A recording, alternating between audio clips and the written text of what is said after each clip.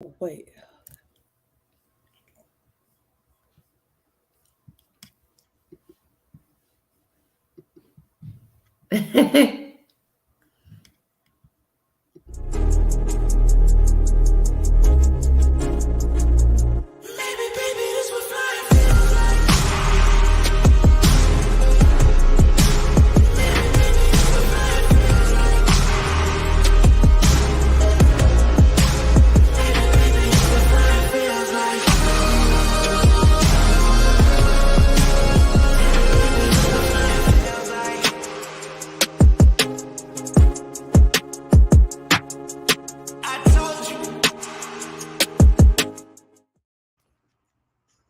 What's up, y'all? What's up? What's up?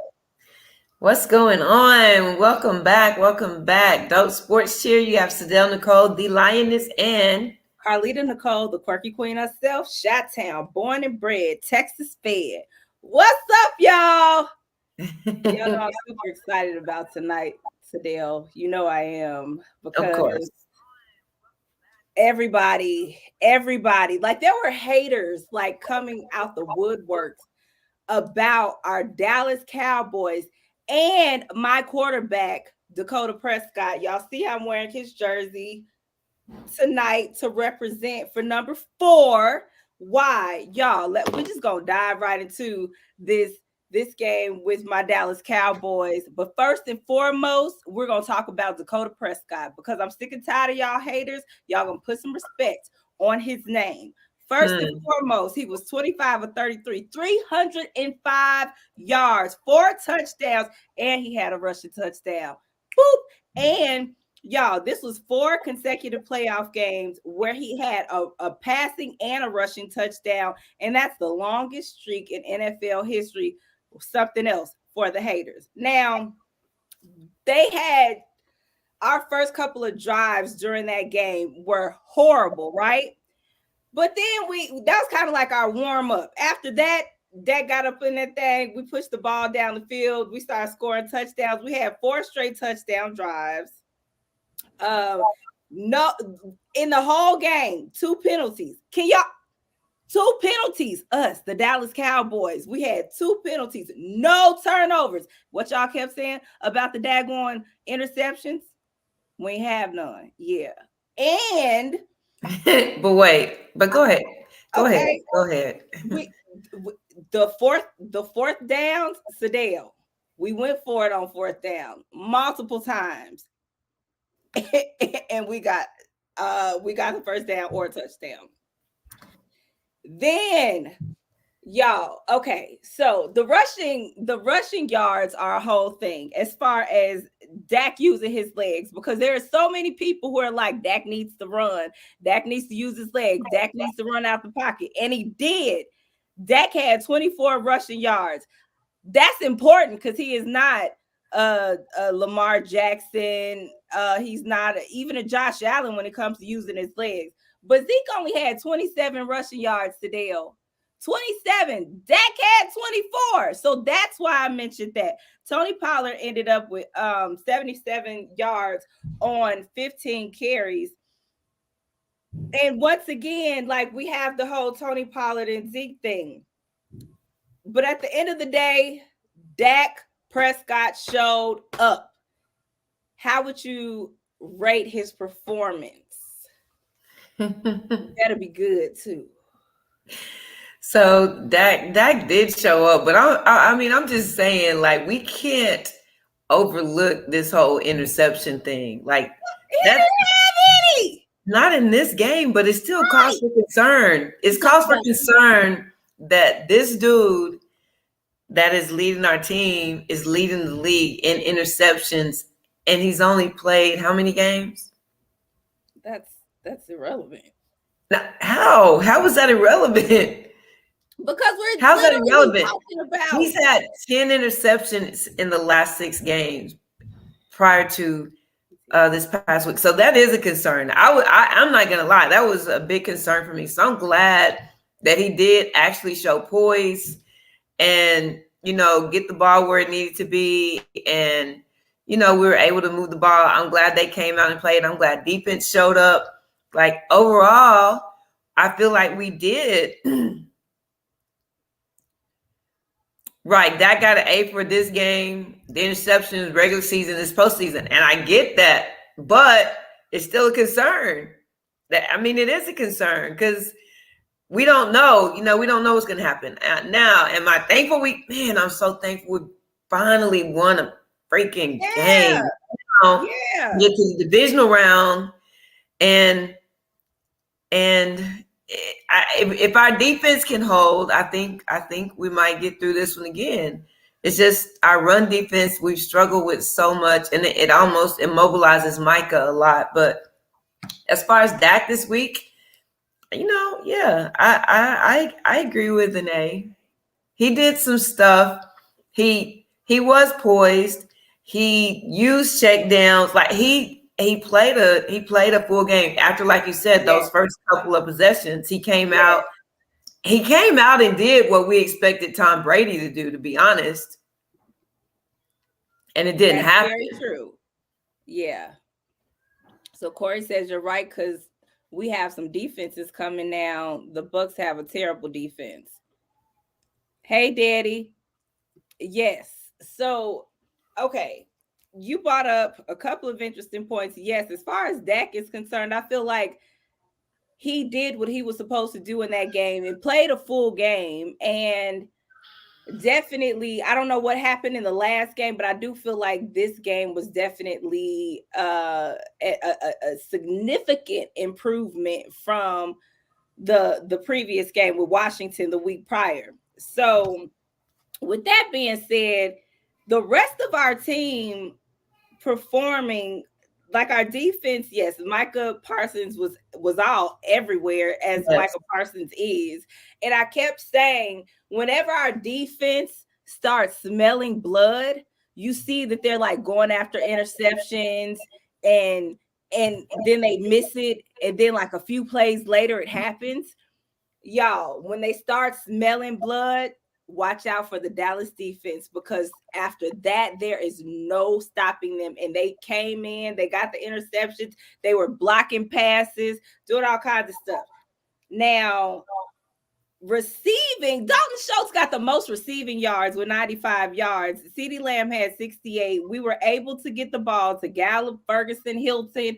We had the ball going everywhere, okay, around the field. Now, there was something interesting as far as the Tampa Bay Buccaneers, because the last two seasons, they started off our season beating us.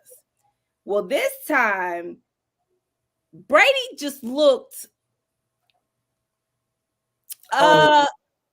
okay. That's a great word. He looked old. I really feel like I'm not exactly sure if he's going to come back next season or not. I don't know if he would want to end his career going out, in the first round against the Dallas Cowboys, who he has always beat, but we finally got him. Go ahead. He threw the ball for 66 times, but he only had 35 completions. That's not the crazy part, the 35 of 66. He still threw for 351 yards. Yeah. How? Because he's a gunslinger. Because he's a gunslinger. He is. But it did not equate to a win. That did not roll over to touchdowns. And it just did not. He didn't Brady during this game. And I'm not exactly sure what was going on with him, but I know you said that you think he looked old. But you think he looked old. What else do you think? No, because he does not. The reason he's always taking care of his line really well is that he doesn't play well when he's pressured. Like, he just doesn't. Mm-hmm. And even when we weren't getting sacks on him, he wasn't able to be comfortable in the pocket, which is what he likes to do. And so always either having him on the move or looking out for somebody coming to pressure him or chasing him, having him move around, like, that's not his style of play. Right. he paid good money out of his own pocket to try and keep his line intact. You know what I'm saying? So that's always been a big thing to him for a reason, because he does not play well. Now, I feel like just in general this season, he's just had so many things that's happened off the field that, with anybody would affect your play on the field. And so just dealing with that. But I mean, our defense, the way he runs his offense, first of all, we know Mike Evans is going to be his dude that he's going to try and hit most of the time. And Chris Godwin. Right. But allowing our defense to get our front seven against them, we just had a good opportunity. Now, even with them, with their poor run offense, they were able to get more yards than I appreciated. And that's what concerns me about Sunday. But go ahead. Okay. I can dig that. We were able to shut down Tampa Bay's run. Remember at the first game of the season, Leonard Fournette ran all up and through us. We were not able to stop him, but we were able to stop him this time. Now, I feel like almost in every sector of this game, we played well, like offensively, defensively, coaching, even in coaching. I felt like we made some great coaching decisions. However, girl, I feel like he was trying to throw the game. Nothing else makes sense to me. Nothing else makes sense to me. Maher missed not one. I'm okay with him missing one. I'm not. An extra point? Maybe. Because this is your job. But 2, but 3, but y'all, he missed 4 extra points. I feel like he was paid. Like, that does not make sense to me. You haven't missed 4 the whole season, and you missed 4 in one game? Nah. So he's hitting it wide right, then you hook it left. Like, nah, no, I don't buy that. Like, that does not make sense to me. And I get that it's a playoff game. Maybe you have nerves, but you don't have nerves 4 times in a row. Like, an extra point? That's just like a free throw. You can't make 1 free throw? Like, God dang it. Yeah. See, and so apparently. Hey, Benji. Ant said that Maher's kids were being held hostage by the owners of his gambling debt. And Lincoln said it only counted for 4 points. No, I did. It only counted for 4 points, but that game could have been a lot closer, and those 4 points could have cost us the game. It's the same thing. And I mean, I don't mean we played a game last night, we lost by 1. If we make all of our free throws, we win that game by 7 points, right? So, yeah, it was only 4 points.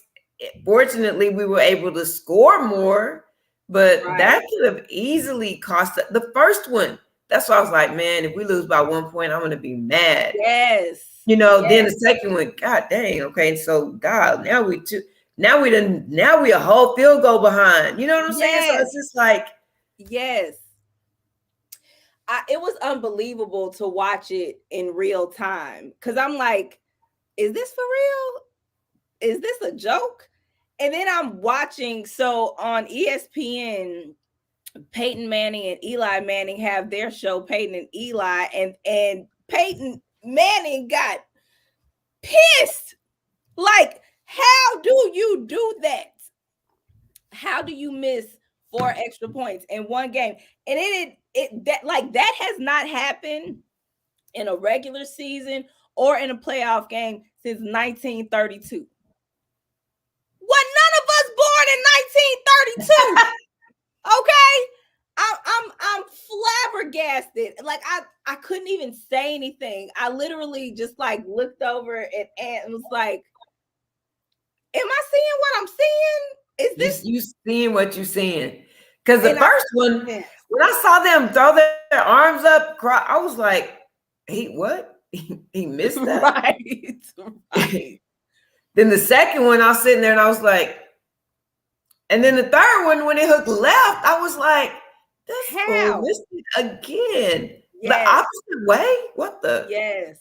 So the fourth time, what were you thinking the fourth time? honestly go for two, like not even let him kick it because don't let him do. Which is why. So that's one of the coaching decisions that instead of yeah, us kicking a field goal on third down yeah, in the red zone, it was fourth. We went 4th and 4, and that's when I can't remember if that was Dak's running touchdown or if that's when he threw the touchdown to CD Lamb. that was But CD, I think. Yeah, okay, it was CD Lamb. 4th and 4. I don't remember a time this entire season we went for it on 4th and 4. We always kicked, punted the ball. We did something depending on where we were on the field.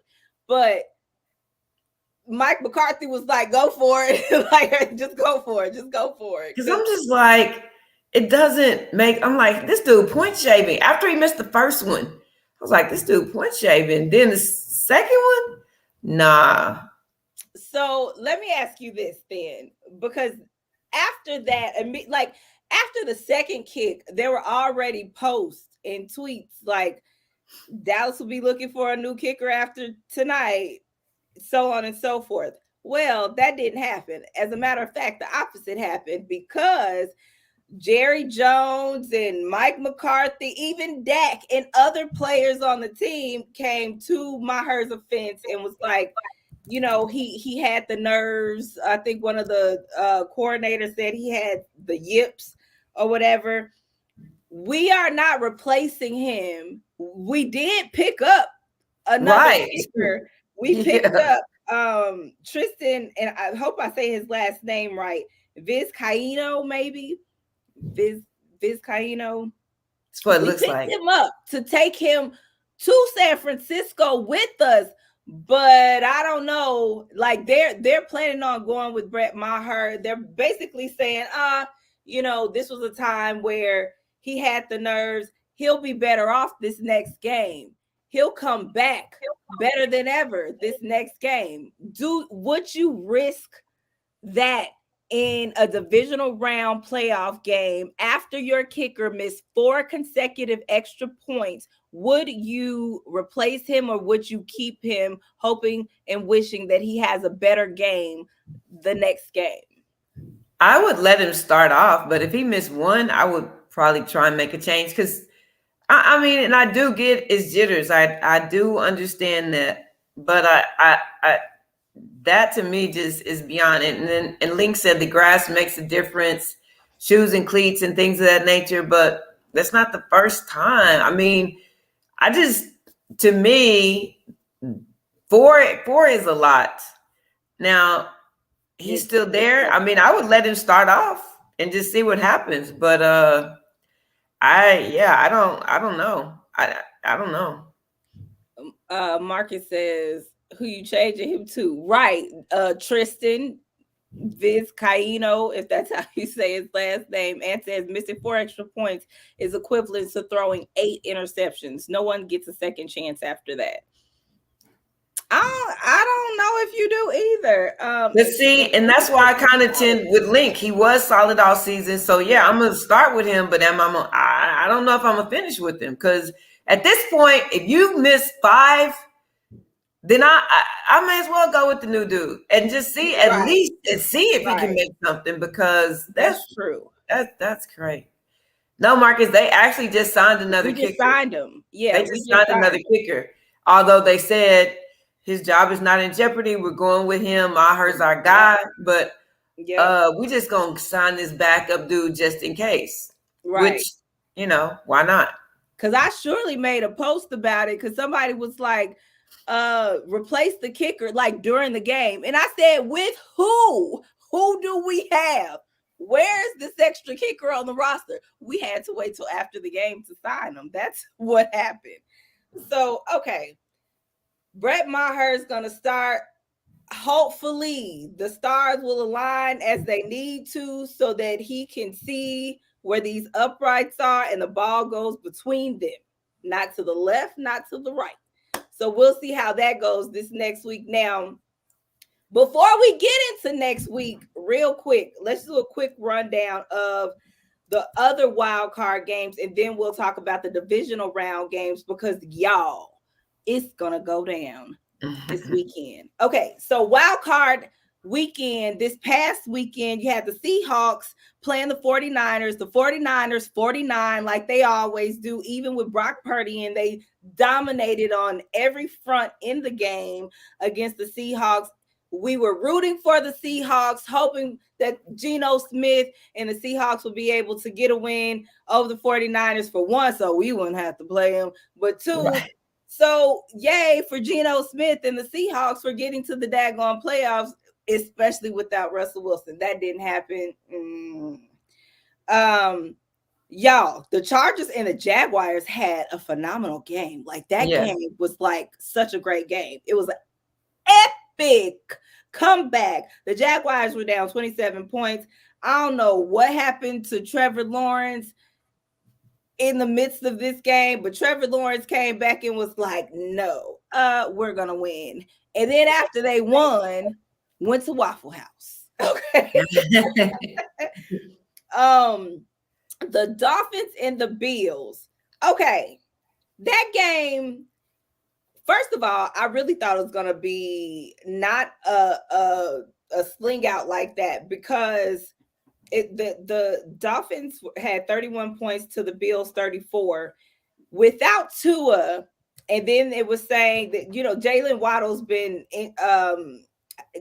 nursing an injury the whole season. Tyreek Hill had some type of ankle injury, I believe it was. So we weren't sure how that was going to pan out. Either way it went, it worked for the Dolphins, and the Dolphins were able to score and keep up with the Bills. But Josh Allen had 2 interceptions, 3 fumbles, 1 for a loss, but he still threw for over 300 yards as well. And both Diggs and Gabe Davis had over 100 yards. Josh Allen ended up rushing for 20 yards because he's Josh Allen doing what Josh Allen does. Right. So now, I don't know, just that game was probably just a lot closer than I anticipated. Moving on, y'all, the Giants and the Vikings. That was the game that I was not expecting. Okay, so this is the game I do want to say I was wrong. I was wrong.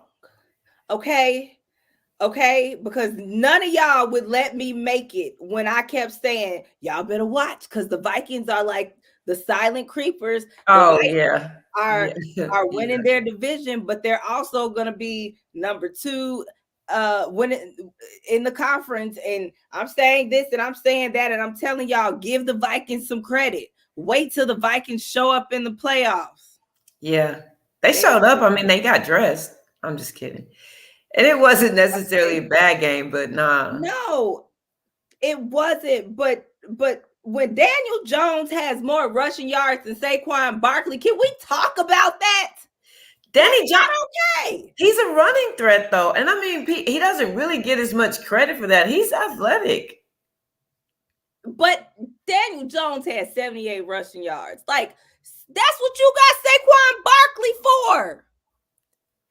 It worked. Whatever. But and then at that, like, the Vikings actually, like, TJ Hockenson got 129 yards. But Minnesota was horrible on third downs. They weren't able to convert. And all of the hype that I felt like nobody was giving them during the season, like, came to a head. And it's like they messed around and found out. And they are they're no longer in the playoffs, ladies and gentlemen. I'm disappointed by that. I really am super disappointed by the Vikings losing in the first round, in the wild card round. And said the Vikings showed you who they were all season, a team that constantly needed to dig itself out of trouble at the last second. That's true. Wait, Marcus said his new fantasy target next year is Trevor Lawrence. I hope you only get one QB. This is Marcus drafted Josh Allen and Patrick Mahomes in the first and second round. And then he won all of Dope Sports Chics and took everybody money. That's just that's ghetto too. He said they dominated for a half, not the entire game. Yes. Okay. So, Sadell, this one last game, the Ravens and the Bengals, we had just seen the Ravens play the Bengals the week prior. So we already knew what was going to happen in this game. However, it's like the Ravens almost kind of sort of like tried to beat the Bengals for real. And it's like the Bengals, I don't know. They are not the team that we saw last season. And that bothers me like to no end. So basically, yes, the Bengals won. And that part, go ahead. Nah, I'm reading Michael's comment. I was going to say, hey, Michael, but look, talking about they going to beat us Sunday. The Cowboys, baby, just like last year, but at our house this time. Oh, really? Really? Really? So that's wow. Okay. So let me ask y'all this, because I just told y'all about the Ravens and the Bengals game. And of course, the Ravens started Huntley because Lamar Jackson has not played. He's missed, I think, 6 games. He got injured December 4th and hasn't been back since. This is the final season of his rookie contract, right? Yeah. So what's up in air? What's up in the air? Let's have this discussion. Y'all, please give me your thoughts on this. Sadell, let me know what you think. So these are the options as far as Lamar Jackson's contract goes from here on out. There's a possibility that if he stays with the Ravens, they will franchise tag him. If they franchise tag him for next season, there is a chance that he might hold out and may not play. He may demand a trade. So he still, so if he goes to another team, it gets traded. There's multiple options for those other places that he can go. He could go to the Falcons. He can go to the Raiders. He could go to San Francisco. That would be so ghetto. So there's all of these places. But as far as the Baltimore Ravens are concerned, Lamar Jackson has not been able to play the last 2 full seasons due to injury. He was offered $133 million and turned that down because low-key that is disrespectful, because that's on the lower tier of the salaries for QBs right now, especially after you guaranteed Deshaun Watson $230 million. He wants a fully guaranteed contract. But the Cleveland Browns are the only team that has given a fully guaranteed contract. And the rest of the NFL owners are like, nah, we ain't doing that. So right now, as far as the Baltimore Ravens are concerned, we know what their identity is. It is built around Lamar Jackson as a running quarterback. So do they trade him and draft another running quarterback to keep within their identity and their philosophy, or do they trade him and they get somebody else and just start all over from scratch?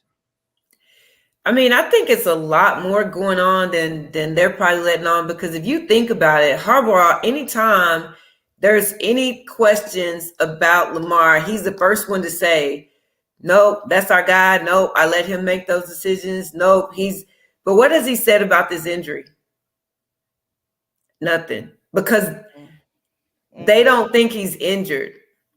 And even after the game, some of the players tweeted, basically, if we had Lamar, we would have won this game. Now, that could be a dig at Lamar. It could be a dig at the organization. I don't know. But this dude is still playing on a rookie contract.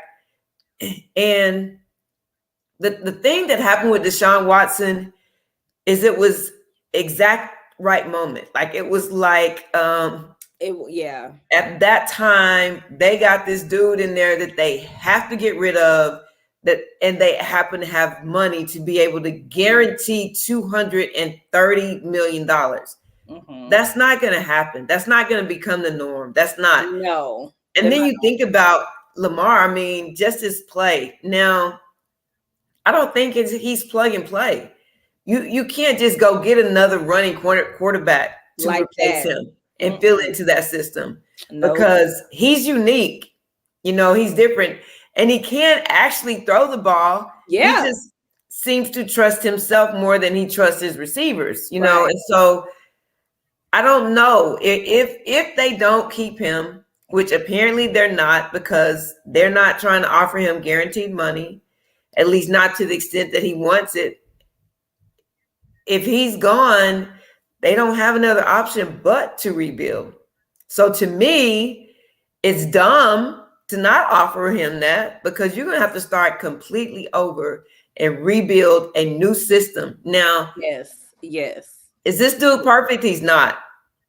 But has he won you a lot of games, and has he put you in a position to be in the playoffs? Like, he's outplayed his rookie contract for sure. Yes. You know what I'm Yes. saying? And Absolutely. so to me, they maybe need to find a way to kind of work it out, because they're gonna lose more in the grand scheme trying to rebuild a completely new team, because that's what's gonna have to happen. Now, the other thing with Lamar is this dude 26 years old. Yeah. And there are a lot of people who need a contract. Now, are they gonna give him 200 million guaranteed? I don't know that that's gonna happen. Yeah. But there's going to be a lot of people courting him now that they know, okay, there's nothing solid going on in with the Ravens. So it'll be interesting to see how this plays out. At the end of the day, I don't know that we're going to have the Deshaun Watson scenario, maybe never again, but a possibility. he deserves something. He does. I do think that he deserves something. Now, the second part of this question is if he does go to another organization, which I saw that the Patriots were on that list, and I just thought that that wouldn't be a great fit for him anyway. But let's just say he did go to another organization. Let's just say the Patriots, and we know how Bill Belichick is in the type of offensive scheme that he likes to run. Do you think that a team would trade for Lamar Jackson and want to keep their offensive scheme and have him build into it, like force Lamar Jackson to throw the ball as opposed to running the ball? Or do you think that if you draft or if you trade for Lamar Jackson, that you basically have to want a running QB and let that be where your rushing yards are going to come from? I mean, I don't think you bring him on and try and change who he is. You know what I'm saying? Mm-hmm. Case in point, think about Russell Wilson. They didn't bring Russell Wilson on to do what he's trying to do right now, which is be a pocket passer. They brought him on for his versatility, which is why he's not doing well. They didn't bring him on to just sit in the pocket and try and pass.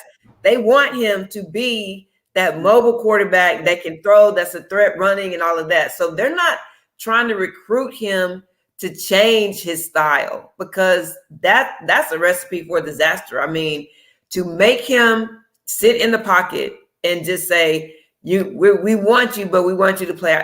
I wouldn't recruit him for that. If I know that my system requires someone to sit and be in the pocket and not be mobile, then that's the kind of quarterback I'm going to look for. So anyone who brings him on is going to either adapt or, have a system that is going to fit him, because otherwise it's fruitless. Yeah. So Lincoln wants to know, is he really coachable? I think he can be. I just think that he needs a coach and a team that he knows believes in him, and that he can believe in.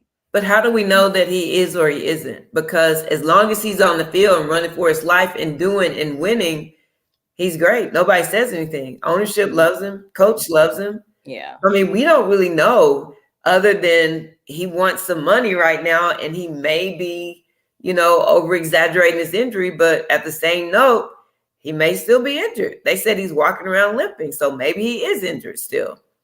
But well, even with that plays a part in you signing a contract with the team. The team needs to know, Are you injury prone? How many games out of the season will can we expect for you to play? If we can only expect for you to be there 50% of the season because you're injured the other half, then that's not going to be beneficial for my team.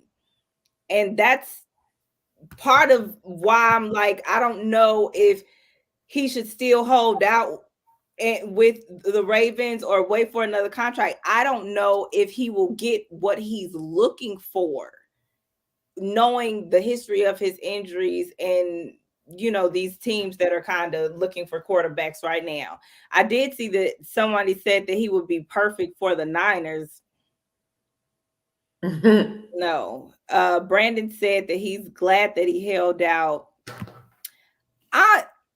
I'm glad that he did too, because I wouldn't have wanted a worse injury. And I see Marcus was saying start over. Yes. Yeah. I feel like if you're not gonna pay him, you're gonna have to start over. And it's either or, because I don't think Tyler Huntley and Lamar Jackson are the same type of quarterback. No.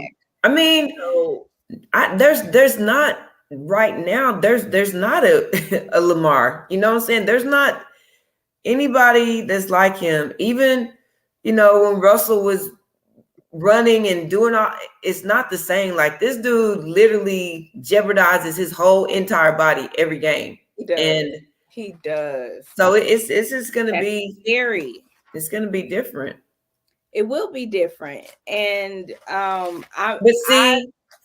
Barron says he's not coachable because he takes off running and doesn't trust his arm. That doesn't mean he's not coachable, because if the coach is okay with him continuing to do that, that may not necessarily be a problem. And they don't express any dissatisfaction. They're not saying, well, we really hate we lost this game. We told Lamar not to run. You know what I'm saying? They're not saying that.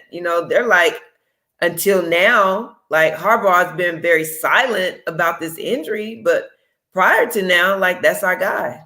And so we'll just, have to see how it plays out. So now, you guys, that the Ravens are out of the playoffs, now we are down to our last 4 games, 2 divisional round games for each conference. The Jaguars are playing the Chiefs. Who you got for that game? Are you just automatically giving it to the Chiefs? Yes. Or are you not going to give Trevor Lawrence and them a chance? No, I'm not saying they don't have a chance, but I do feel like the Chiefs are going to win.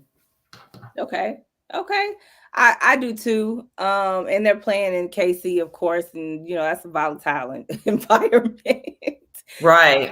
Okay. So the Giants and the Eagles. Here's the deal. First of all, let me just pause for the calls and say, are there three NFC East teams in the divisional round? There's only crazy. 4. Do y'all realize it's only 4? Yeah. Like, NFC teams in the divisional round, and we in the East, the NFC East, are 3 of those teams. How crazy is that? That is crazy. Yes. Now the Giants making it to the second round, it's crazy. It's ridiculous. But like people have been saying, everybody has been sleeping on Daniel Jones as a QB, and the potential that the Giants have because they have a good coach. But do you think that that's going to matter when it comes to them playing the Eagles next Saturday?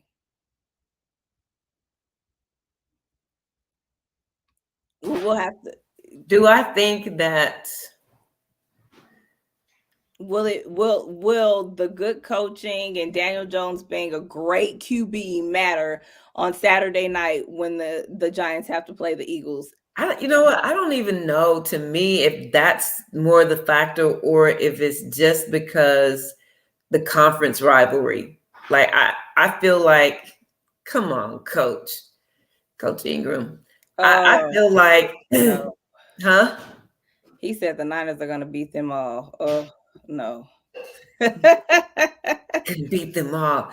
I don't feel like it's even as much the coaching, and I just feel like it's just like it's such a rivalry game. I just feel like with that, there's just a lot of stuff that's up for grabs and makes that game itself different and unpredictable. Now, should the Eagles win? Yeah, they probably should win. But I don't know. Like, it's just like with us playing the Eagles, right? Nobody thought we were going to win the Eagles. It's different, you know? So. And Jalen Hurts, I think he's probably still hurt, but injured. He ain't injured enough to where he won't play, because he will be playing. He'll definitely be playing. And he said NFC Championship is San Francisco versus the Eagles. Ooh, child. Okay, so might be Cowboys versus Eagles. The other game for the other two games, the Bengals and the Bills. So, okay, bet. This is the rematch. That's not a rematch, but it's the game that we wanted that we didn't get, that we're getting now. So the football gods blessed us with this game that we didn't get originally because of the Damar Hamlin situation in the game during the regular season. Now the Bills and the Bengals will meet up in the postseason during this divisional round. And I don't know about y'all. Like, the Bills didn't look great in this last game against Miami, but I think that Miami this season has been a better team than the Bengals. So I do think that the Bills will come home with this win. And I don't know if this game will live up to the hype. Like, I've been super excited about it, but at the same time, I'm not so sure that it lives up to the hype. But what do you guys expect from that game, the Bills and Bengals game, especially after the whole debacle of them having to cancel the game? And now Damar Hamlin is out of the hospital. Apparently he's been at the Bills facility every day with the team. So I feel like there may be some good momentum there for the Bills, but I'm not sure how this is going to fare.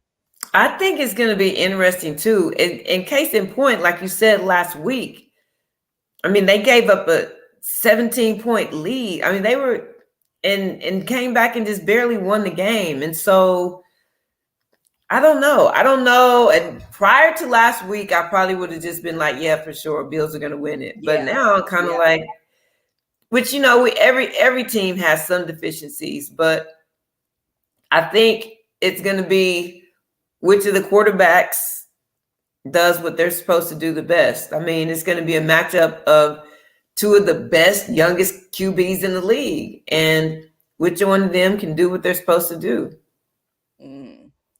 So, okay, so Chris and Lincoln just brought up the fact that the Bengals are missing 3 of their offensive linemen, and Lincoln's saying Burrow he's had these interceptions and their offensive line is crap. Oh my gosh. What is with everybody in these daggone Eagles? Stop with the madness. Yeah. So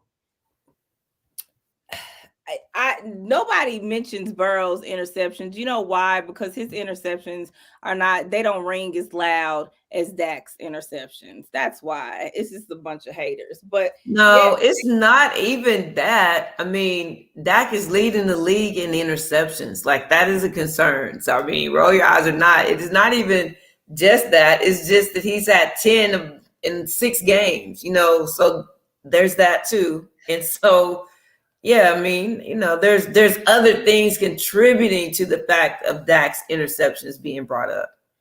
But go ahead. Anyway, so the last divisional round game that Chris keeps talking about, Cowboys versus the 49ers. So, okay. So there's a few things about this game that I'm like, let's get into it.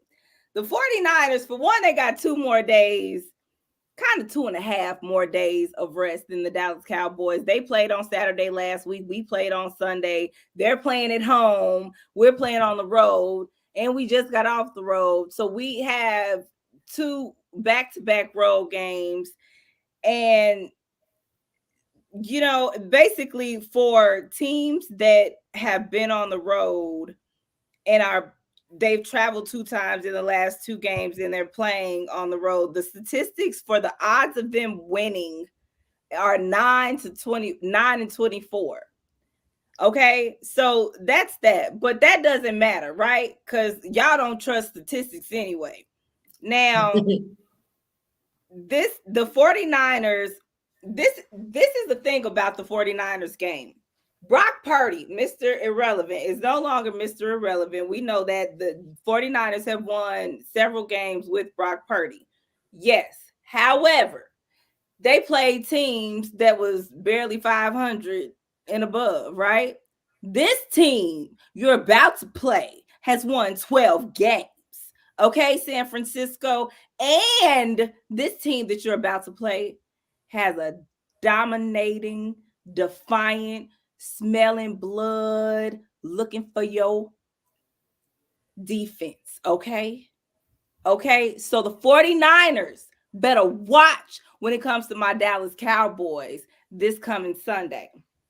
So I feel like Brock Purdy just has not had the for real competition that's about to be in his face this weekend. And he ain't ready. He ain't ready. The 49ers ain't ready. They gonna be hurt when we beat them and we end up in the NFC Championship with I don't know who we gonna be in the championship with. I really do hope it's the Giants. Right.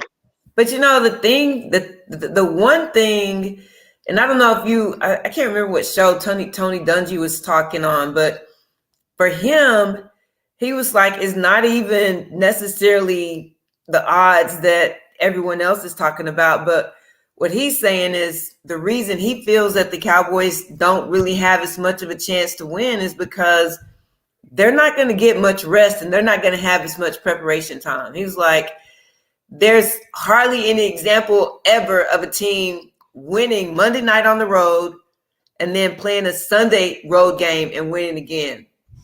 So now they have an extra day of rest. And so like they played Saturday afternoon, we played Monday night.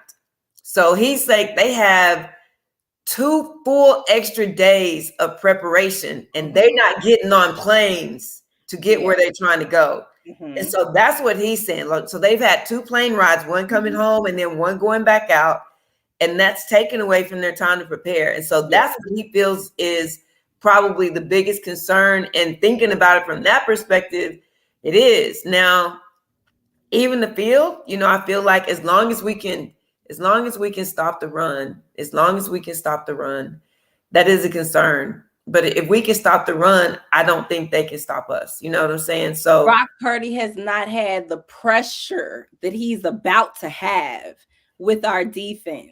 Yeah, but Brock Purdy has McCaffrey, so it takes pressure off of him from that perspective. So okay. So what happens, Sadell, if we play another full game? If we play another full game, we're gonna go ahead, right? So if we're beating them by 2 or 3 touchdowns, we're gonna force them. Brock Purdy is going to have to throw the ball. Yeah, I mean, that's if that happens. I mean, because they're going to start out. If I'm them, I'm starting off on the ground. I know that that's our weakness. So if we are fortunate enough to get ahead, and we force that, then great. It should be pick city, or he gets sacked and all of that if he's forced to throw. But that's gonna have to, that's gonna be something that we're gonna have to control. That's probably my biggest concern. And again, just thinking about, I mean, Tony Dungy literally just broke down the way they go through all the preparation. And he was like, you give this other team 52 more hours to prepare because you got 2 plane rides that they don't have. You got, you know what I'm saying? So that's just a different perspective way of thinking about it. And, that is something to consider. I do agree with Lincoln where he says I don't consider what Purdy has done even equal to what Rush did this season. Neither do I. Right. Especially because the teams that Cooper Rush played against. Okay, so Chris was saying, what if y'all lose back to back to San Francisco? Say, I'm not worried about it. I'm not. That doesn't even have to be a part of this conversation. Hey Natalie. Barron says Dak is the only QB in the playoffs with no interceptions. New season, all them interceptions don't matter. It's a 3-game race. It is. It is. And just right, this is the playoffs. He has no interceptions during these playoffs. Great. Okay. So Great. right. I hope y'all are right. That way, Dak. Right. Stop playing. Stop playing. Chris, wow. That's a mess. That's not gonna happen. Party better be ugly after Sunday night. Man, when Micah Parsons. What I'm saying is if they are forced to throw, there's no way they can win. I mean, let me not say there's no way, but if they're forced to throw, they're gonna have a long night. If we force them to throw and we could have a game where we are not our own worst enemy like this last game, because usually it's our coaching, usually it's our clock management, usually it's our penalties. We didn't have those issues in the last game. So this game with the 49ers, we cannot have a penalty issue again, where we're in the red zone and we get called for holding, we get called for roughing the passer, we get called this, that. We can't have any of those issues. And we also need to make sure that we don't give their defense an opportunity to capitalize off of mistakes like interceptions or fumbles. We have to protect the ball and we have to continue to make really good decisions. One of the things that I did like that Dak did as far as managing the clock and the time was no huddle. And that they looked so, Tampa Bay looked so discombobulated coming back on the field, like, okay, where are we supposed to be? No, I thought that was great. They were already tired because Tampa Bay was 3 and out, 3 and out, 3 and out. So their defense was gassed. I mean, so when you speed them up, like, they have no chance. Yeah. So that's I am going to say my Dallas Cowboys, this will be another 30-point game. And we will beat the San Francisco's 49ers. We're going to beat. Okay, I'm sorry. Oh, you're saying that we're going to score or we're going to beat them by 30 points? No, we're going to score. Like, we've been consistently scoring 30-something points. So I think we will score our average number of points. We're not going to beat them by 30 now. Like, what? But I do believe that we will win. And I think that Dakota Prescott, number 4, is going to lead us in that victory. Now, what I do hope is that Mike McCarthy does not kick us in the behind with some ridiculous coaching calls at the end of the game. I hope that I felt like they heard us from last week's show, Sadell, when I was like, where's his handler, his clock management handler? There needs to be somebody on the sideline saying, hey, Mike, there's 3 minutes left in the game. Hey, Mike, we got 2 timeouts. They got 1. Hey, Mike, this is the score. We need to hold on to the ball. We don't need to give them the ball back. And I felt like they listened and we were able to win that daggone game. So thanks to Coach Leader on the sidelines here at Dope Sports Chics. So my thing is, I do feel that we'll win as long as we can contain the run. My concern is teams, they have a way of almost neutralizing Micah when they go run heavy because we move him around so much. We do, yes. And if they start out and get going, and I'm not trying to be funny, but I am, that McCaffrey dude is a dude. You know what I'm saying? Like, even just this season, and he didn't even start there this season. And this season, he has like 159 carries for almost 800 yards. Yeah, we know. Just with the 49ers. I'm saying it's not something we can overlook.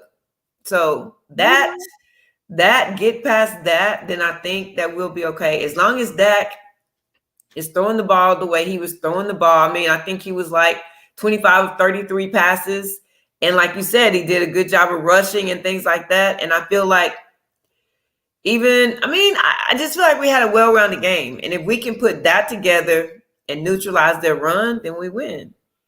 Okay. So Lincoln says Hankins is back.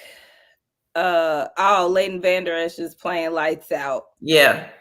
Have y'all seen DeMarcus Lawrence? He needs to show up Sunday. He will. He will. And the rest of our defense will too. I know Jaron Curse got a little shaken up the last game, but Micah did too. Micah's been getting a little shaken up in the last few games, but I promise you, it's like Micah takes a licking and keeps on ticking. I'm just like, when is he going? I see him like limping off the field, and then he's back playing the very next play. Yeah. So the thing is, you got to think about, man, Micah has sacrificed his body all season. And so, it's getting down toward the end. And so, things hurt a little different, but he's still very young. But his off-season regimen is going to have to be like a very strong recovery that, I just, because he's at risk. I am glad that Vander Esch is back.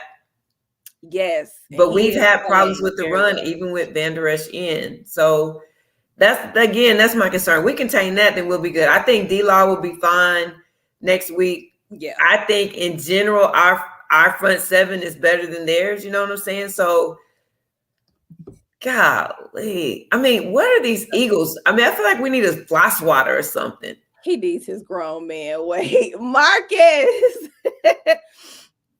Do we have what is with the Eagles fans? Like, I'm gonna start just bringing the big fly swatter so I can put up there. They talking about fly Eagles fly. What's false? What's false? Chris, what is false? What is false? We haven't said anything that was false. Maybe he's because I said we were gonna win. He definitely thinks the opposite of that. So y'all let me know because we're about to wrap this up. Y'all tell me who's going to be in the conference championships next week. He tripping. He talking about our front seven not better than theirs. Yeah. Well, let's agree to disagree. I'm gonna let you have that, Chris. Okay, so the conference round championships, who y'all got? So I am going to go out on a limb because this Giants and Eagles game is an actual division game, and division games, y'all know, do not go as planned. It would not shock me for the Giants to beat the Eagles. However, I'm gonna go ahead and just be like the Eagles go in, and it'll be us and the Eagles in the NFC championship. Right. That's what I say. Right. Now, for the AFC championship, I do think that the Bills will beat the Bengals and the Chiefs will beat the Jaguars. So I think it'll be the Bills and the Chiefs. Who y'all got? I say Bills, Chiefs, Cowboys, and Eagles. Wow. So he said San Fran and the Giants. Let me tell you, I hope the Giants beat the Eagles, but because then we can play the Giants, and then we'll be good. Yeah, that'll be great for us. We already beat them. Marcus, he said the Eagles and the Cowboys. Okay, wow, and the Eagles. Wow. Really? Yeah. Really? Okay. And says Cowboys, Giants. Chiefs, Bengals. Yo. So these Bills, they getting it. Dallas and the Giants to see where Odell goes. We're not worried about Odell. Odell can't do anything for us right now, and I'm cool with T.Y. Hilton in the receiving core that we have. I think we'll be fine next season. Yeah, I get what you're saying, but yeah, I wouldn't mind Odell. Damon says the 49ers and the Eagles say. See, that sounds like a little bit of shade to me, to be honest. Because, there's Eagle fan coming on here. So, yeah, the audacity. The audacity. Okay. So for the most part, it seems like y'all do think there's a lot of y'all that think that the Giants are going to beat the Eagles, which and the Bengals are going to win. Yeah, I don't know about that because the I Bengals mean, just don't look like they did when they were in the playoffs previously. and I mean, but the Bills have also struggled too. But I do feel like the Bills are going to win. I do feel like we're going to win. The Chiefs. So, What? Like come for real, on, all of a sudden our live is like come filled with on. Eagles and 49ers. 49ers fans. We're going to have to talk about that, Coach. We're going to have to talk about the 49ers. I'm It's like, something what in is the going on? algorithm, I think, between Facebook and YouTube. I don't know why they're We got Eagles fans, 49ers fans. Don't worry about it. Yep, that's right. So, yep, the NFC championship. If we beat, if we beat the 49ers and the Giants beat the Eagles, already, Baron, that's how it's going to happen. That's how the NFC championship is going to be here in Arlington, Texas, at Jerry's World, AT&T Stadium. That's going to be the bomb. And then, so Chris said the Niners versus the Bills in the Super Bowl with Rihanna and Red and Gold. That's a bit much, Chris. That's a lot. You wish. That is. I'm paying attention, Baron. I'm with you. Before the injuries, the Bengals are winning. But no, the Bengals started off the season this season when people were like, they made the playoffs last season. What? Is this the same team? They started off shaky, and it's cool, but you know, I do still feel like the Bills are going to win, and it'll be interesting to see. I feel like the Eagles probably win. That Giants game could probably go either way, but the 49ers going down. The 49ers are going down. Everybody was like, y'all can't beat Tom Brady. He's beat y'all 7 times in a row. You're never going to win this game. Blah, blah, blah. So, Mike, I don't know what Mike McCarthy was doing. Well, but let's go, Cowboys. Yes. So I'm looking forward to this weekend. I cannot wait until next week to get back on with all these haters talking about Eagles fly, Eagles fly. I'm going to say a extra special prayer and wear my blue star socks that always cause the Eagles and the Saints to lose. So I'm going to try that out. Like I'm going to say a prayer on Sunday. So I don't have to see no fly, Eagles fly no more the rest of the season. We're going to knock out the 49ers. And yeah, we're going to have a grand old time. Let's go, Cowboys. Mr. Ham, Harrison Ham, you got to bet, coach. You got to bet. You walked to 3601 after we kick y'all's butt. Once the O-line jail, the Bengals got on the road. No, they didn't. They still didn't. Because remember, let me tell you, the Bengals went on a roll when Joe Mixon scored like 50, 60 points. I promise you, I have Joe Mixon PTSD from fantasy football. So all I'm saying, y'all, that's how I know about this. They jailed a little bit into the season. And it didn't last long because Joe Mixon got hurt a couple of weeks after he had the 50, 60 point game. And that's when P. Ryan came in. It has not, they haven't just been on the roll like that. Chris says, I'm glad I saw y'all happy this week because next week you'll be wearing all black. Ha! You're such a... Hey, I wear black even when I'm happy. So don't worry about it. Cousin, we did get a new kicker. We're not going to start him, though. Just but in he's case. there, just in case. Go Cowboys. We still the boys. Okay, Sadell, you got a deal. And no, Baron tripping. What? We're in San Francisco. We will be in San Francisco, but we're going to win. It's all good.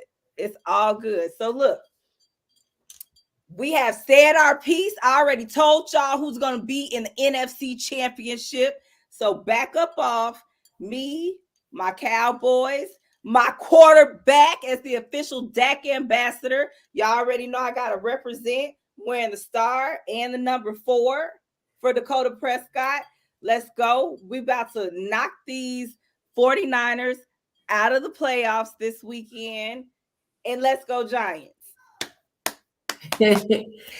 Thank you guys so much for tuning in. We enjoyed your conversation, even with the haters. Everybody said Cat Williams. We like Cat Williams. We don't mind taking on a few haters extra every week. Bring them on. We need about 3 or 4 more by the end of the night. Ready. So you're talking about Mike McCarthy, do your dance. But check this out. If nobody told you they love you this week, just know that we love you and we appreciate you so much. Mike McCarthy gonna be dancing after this week on Sunday. I cannot wait to see y'all again next week. We love you. And what else you got, Carlita? Like and share this video. Subscribe to our YouTube channel. Tell people about Dope Sports Chick. Call ESPN and then let them know they need us. Right. Be them boys. Peace out. Have a great weekend. Great rest of your week.